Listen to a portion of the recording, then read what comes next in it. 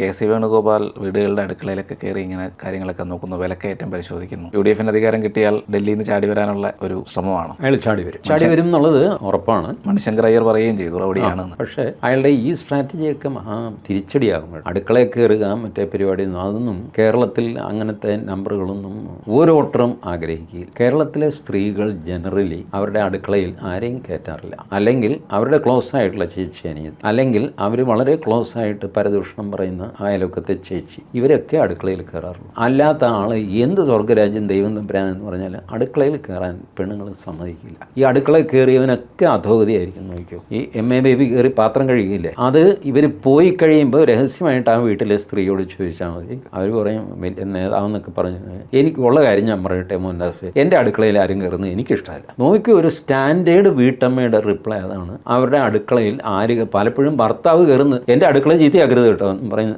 ടീമാണ് അത്. അടുക്കള അവരുടെ ഏരിയയാണ്, വളരെ പവിത്രമായിട്ടും ഒക്കെ അവർ വയ്ക്കുന്നത്. പിന്നെ അവർക്ക് വേണ്ടപ്പെട്ട ആൾക്കാർ ഈ പറഞ്ഞ പോലെ അയൽപക്കത്തെ വിശേഷം അത് പറയുന്ന ചേച്ചി, പിന്നെ സ്വന്തം അനിയത്തെ ചേച്ചി ആരെങ്കിലും ഉണ്ടെങ്കിൽ, ഇതാണ് അടുക്കള. അതിനകത്ത് കയറി ഒരാൾ കളിക്കാൻ തുടങ്ങിക്കഴിഞ്ഞാൽ ഇവരുടെ അണ്ടം കയറും. വേണ്ടാത്ത ഷോയ്ക്കൊന്നും പോകാതിരിക്കുന്നതാണ് മര്യാദ.